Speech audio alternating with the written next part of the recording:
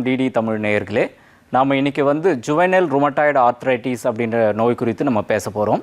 Mostly முட்டி வலி அந்த மாதிரி அப்படின்னு சொன்னோம்னா வயசானவங்களுக்கு தானே இந்த முட்டி வலிலாம் வரும், குழந்தைங்களுக்கு வருமா அப்படின்ட்டு நிறைய பேர் கேட்பாங்க.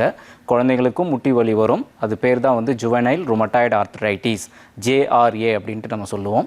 இது மோஸ்ட்லி பார்த்திங்க அப்படின்னாக்கா இந்த குழந்தைங்களுக்கு இன்ஃபெக்ஷன் மூலமாக வரலாம்.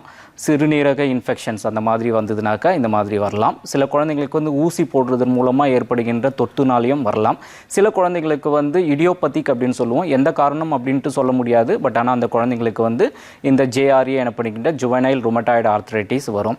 ஸோ இந்த குழந்தைங்களுக்கு இந்த ஆர்த்ரைட்டிஸ் வந்தது அப்படின்னாக்கா பெரியவங்களுக்கு இருக்கிற மாதிரி இந்த மூட்டுகளில் வீக்கம் வர்றது, வலி ஏற்படுறது, நீட்டி மடக்கிறதுல ரொம்ப கஷ்டம், லிமிட்டேஷன் ஆஃப் மூமெண்ட்ஸ் அப்படின்றது எல்லாமே இருக்கும்.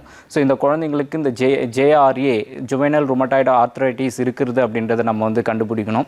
அதில் நம்ம பிளட் டெஸ்ட்டில் பார்த்தோம்னாக்கா increased erythro sedimentation rate ESR அப்படின்ட்டு ஒரு டெஸ்ட் இருக்குது. அது இன்க்ரீஸ் ஆகிருக்கும், அது பார்க்கலாம். இது மோஸ்ட்லி பார்த்திங்கன்னா ஆட்டோ இம்யூன் டிசார்டர் இது JRAன்றது. இதை நம்ம கண்டுபிடிச்சிட்டோம் அப்படின்னாக்கா முதல்ல இந்த குழந்தைங்களுக்கு நான் ஸ்டீராய்டல் ஆன்டி இன்ஃப்ளமேட்டரி ட்ரக்ஸு கொடுத்து இந்த குழந்தைங்களுக்கு இந்த வலியை குறைக்கிறதுக்கு நம்ம பண்ணணும்.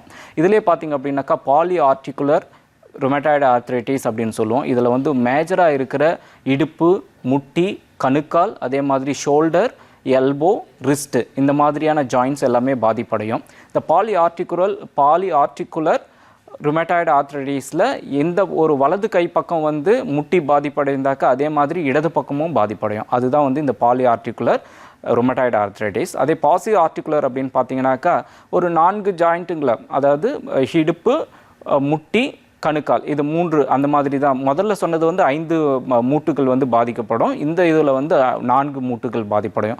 ஸோ இதை நம்ம கண்டுபிடிச்சிட்டோம் அப்படின்னாக்கா இந்த குழந்தைங்களுக்கு ஹீட் தெரப்பி அப்படின்றத நம்ம ஃபிசியோதெரப்பியில் நம்ம கொடுக்கணும்.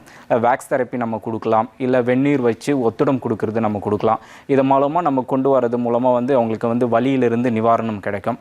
அதே மாதிரி இந்த மூமெண்ட்ஸை கேரி பண்ணுறதுக்கு நம்ம பாசிவ் மூமெண்ட்ஸ் அந்த மாதிரி கொடுத்தோம்னாக்கா இதில் மூமெண்ட்டை நம்ம பெருவிதத்தில் நம்ம அசிஸ்ட் பண்ணி நார்மலுக்கு கொண்டு வரலாம்.